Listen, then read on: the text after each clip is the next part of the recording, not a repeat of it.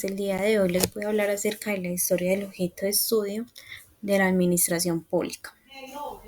De esta administración pública habían unas áreas fundamentales que, según el señor N. Glanden, identifican la formación del objeto de estudio de la administración pública. 4 áreas fundamentales. La primera, que serían las formas históricas del gobierno. La segunda, que sería el papel de los funcionarios. La tercera, que sería el desarrollo de técnicas básicas administrativas. Y la cuarta, que sería el surgimiento de servicios básicos.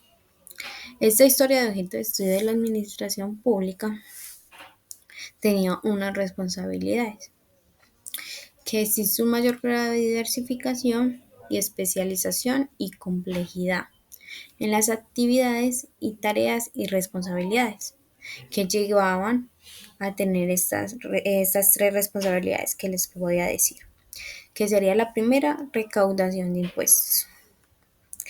La segunda responsabilidad, la administración de finanzas. Y la tercera, que sería la contratación de obras monumentales.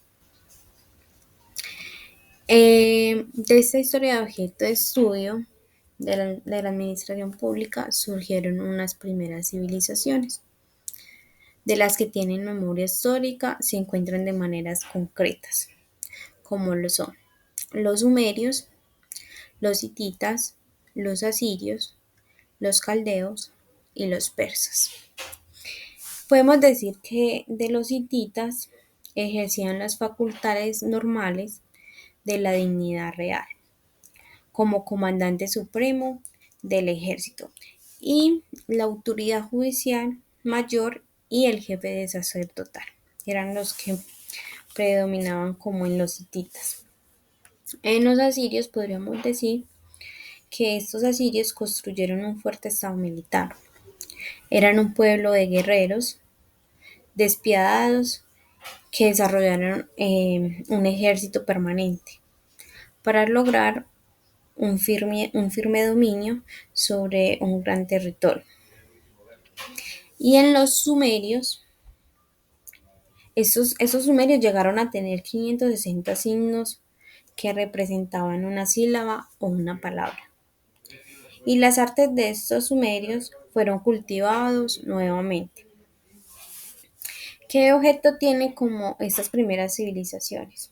El objeto de este estudio de la administración pública se inicia con las primeras civilizaciones, como les mencioné, que realizaban primogénitas actividades administrativas con otras de carácter religioso, ¿cierto?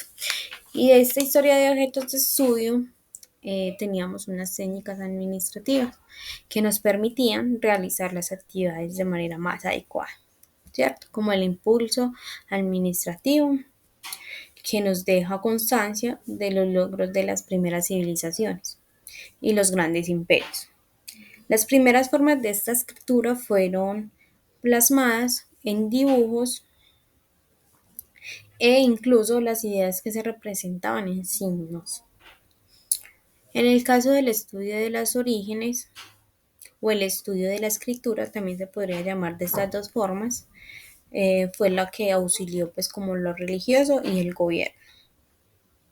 Y en la aparición del sello fue también importante, ya que fue un medio como de identificación, que en la época donde los gobernantes por lo general eran analfabetas, entonces como por este medio se podría llegar a tener una mayor seguridad por utilizar este tipo de sellos.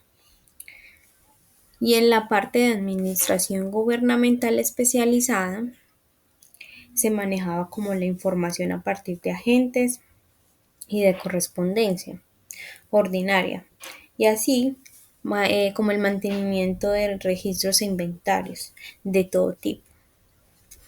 Bueno, eso sería como todo acerca de la historia de objeto de estudio en la administración pública. Ya eso sería todo. Muchas gracias.